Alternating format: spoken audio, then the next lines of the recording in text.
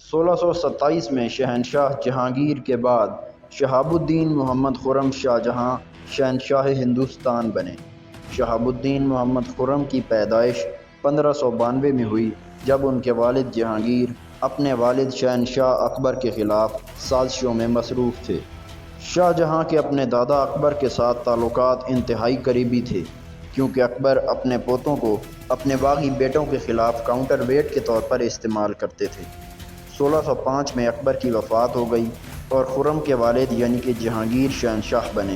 جہانگیر کے دور حکومت نے خرم نے مختلف صوبوں کے گورنر کے طور پر خدمات سر انجام دی۔ انہیں کئی موقعوں پر فوج کی کمان بھی سونپی گئی۔ ولی عہدی کے لیے بھی وہ اہم امیدوار تھے۔ اپنی اسی بڑھتی ہوئی شہرت کے نشے میں خرم نے اپنے والد شہنشاہ جہانگیر کے خلاف بغاوت کر دی، لیکن انہیں اس میں کوئی کامیابی نہ ملی۔ بہرصورت 1627 میں جہانگیر کی وفات کے بعد شاہ جہاں ہی تخت نشین ہوئے۔ حکمران بنتے ہی سب سے پہلے انہوں نے اپنے والد کی اسٹیبلشمنٹ کو کھڈے لائن لگانا شروع کر دیا۔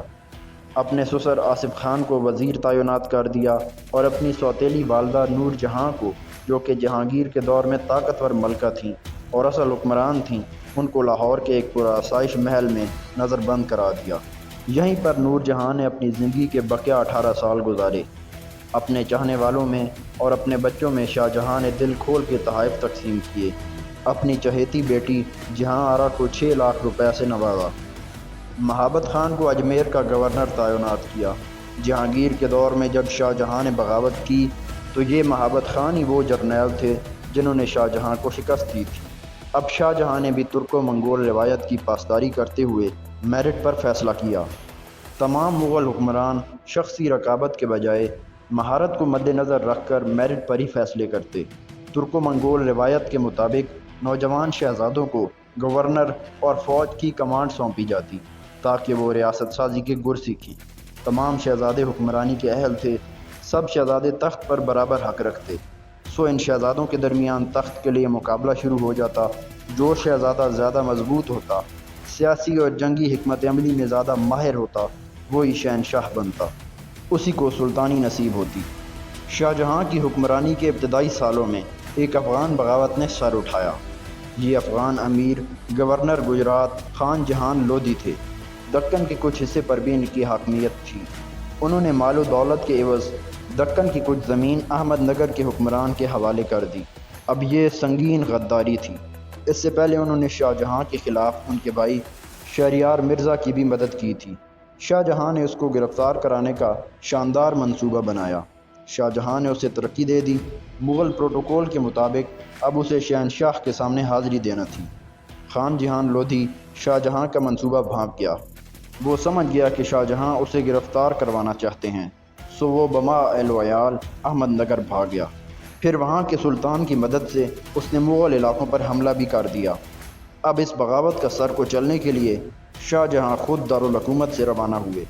احمد نگر کے سلطان کو فکر لاحق ہو گئی کہ کہیں شاہ جہاں اس کی سلطنت پر ہی حملہ نہ کر دیں، سو انہوں نے خان جہاں لودھی کو کوئی بھی کسی قسم کی بھی مدد فراہم کرنے سے ہاتھ روک لیا۔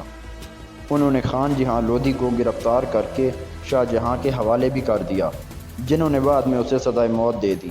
ایک اور بغاوت اورچھا کے بندیلا راجپوتوں نے کی۔ یہاں کے راجہ جھوجھار سنگھ نے جہانگیر کے دور میں کئی نئے علاقے اپنے راجواڑے میں شامل کر لیے تھے۔ شاہ جہاں اب اس سب کا حساب مانگ رہے تھے۔ اس حساب کتاب سے راجہ بھاگ گیا۔ اس نے بعد میں معافی کی درخواست کی جو کہ اسے دے دی گئی، لیکن راجہ نے پھر سے باغیانہ رویہ اختیار کر لیا۔ اس نے چوڑا گڑھ کے قلعے کا محاصرہ کر لیا جو کہ مغلوں کا اتحادی تھا۔ یہ محاصرہ ایسا سخت تھا کہ ہندو راجہ نے اپنی خواتین کو خود کو جلانے کا حکم دے دیا۔ اس کے بعد راجہ آخری دفعہ لڑائی کے لیے باہر آئے اور لڑتے لڑتے اپنی جان قربان کر دی۔ شاہ جہاں کو جب اس سارے معاملے کا پتہ چلا تو وہ ہکا بکا رہ گئے۔ شاہ جہاں نے جھوجھار سنگھ کو انصاف کے کٹہرے میں لانے کے لیے ایک لشکر بھیجا۔ بیسیکلی جھوجھار سنگھ اپنے والد راجہ بیر سنگھ کے بعد راجہ بنے تھے۔ اکبر کے دور میں جہانگیر نے جب بغاوت کی تھی تو بیر سنگھ نے جہانگیر کا ساتھ دیا تھا، بلکہ جہانگیر کے حکم پر اکبر کے قریبی ساتھی ابو الفضل کو قتل کرنے والے بھی یہی بیر سنگھ ہی تھے۔ جہانگیر جب شہنشاہ بنے تو انہوں نے انعام کے طور پر بیر سنگھ کو راجہ تعینات کر دیا۔ لیکن عوام کی نظر میں بیر سنگھ ایک مقبول حکمران کبھی نہ بن سکے۔ اپنی حکمرانی کو جائز کرنے کے لیے، لیجیٹیمیٹ کرنے کے لیے اور مقبولیت حاصل کرنے کے لیے انہوں نے ایک عظیم الشان مندر تعمیر کروایا۔ اس کی وفات کے بعد اس کا بیٹا جوجھار سنگھ راجہ بنا۔ اب شاہ جہاں نے اسی مندر کو گرانے کا حکم دیا۔ یہ سارا عمل، مندر کی تعمیر اور پھر اس کو گرانے کا حکم، یہ سب ایک سیاسی نوعیت کا عمل تھا، نہ کہ مذہبی۔ یہ ہندوستان کی تاریخ میں ایک مستقل تھیم تھا۔ اکثر ہندو راجہ بھی اپنے مخالف راجاؤں کے خلاف جنگ میں مندر گرایا کرتے۔ اس کے بعد شاہ جہاں نے جوجھار سنگھ کے 2 بیٹے گرفتار کر کے ان سے زبردستی اسلام قبول کرایا، تاکہ یہ دونوں اپنے والد کے بعد کبھی بھی راجہ بننے کے اہل نہ ہو سکیں۔ اب یہ بھی ایک سیاسی عمل تھا۔ اس کے بعد جوجھار سنگھ کو گرفتار کر کے قتل کرا دیا گیا۔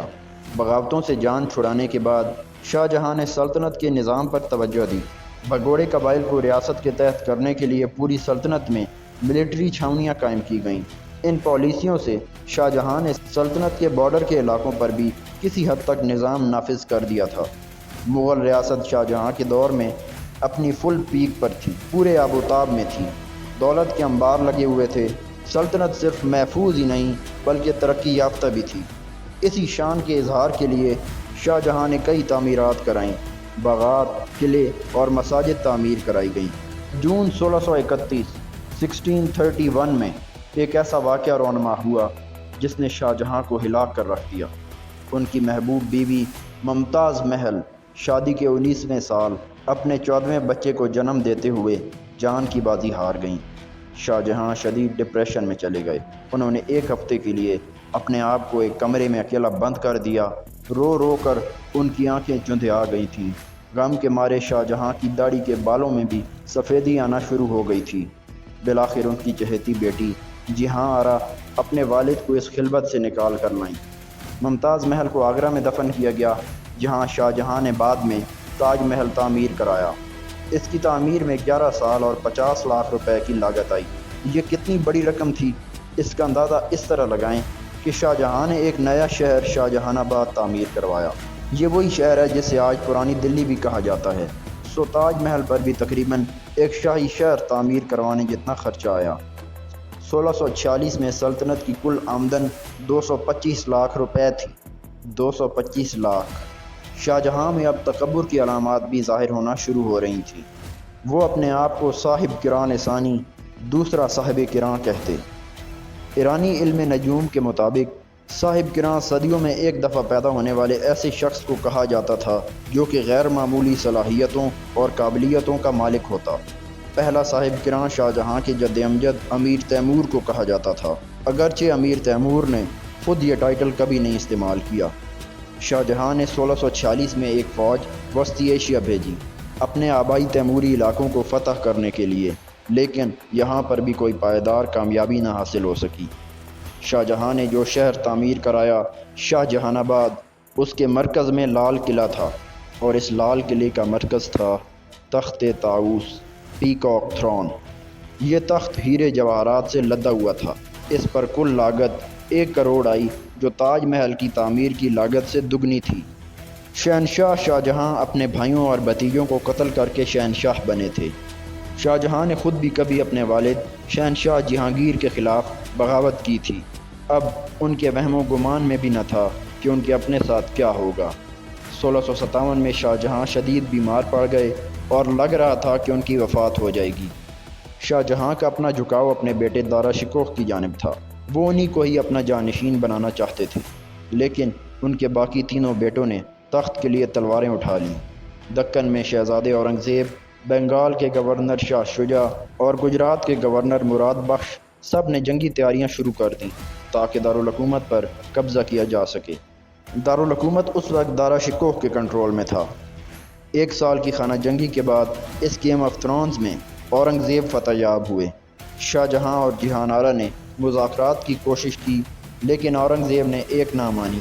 ہندوستان کا سب سے طاقتور شخص اپنے بیٹے کے سامنے بے بس ہو چکا تھا۔ بوڑھے شاہ جہاں کو آگرہ کے قلعے میں نظر بند کر دیا گیا، جہاں پر انہوں نے اپنی زندگی کے بقیہ 8 سال گزارے۔ 1666 میں ان کی وفات ہوئی۔ انہیں تاج محل میں ممتاز محل کے ساتھ ہی دفن کیا گیا۔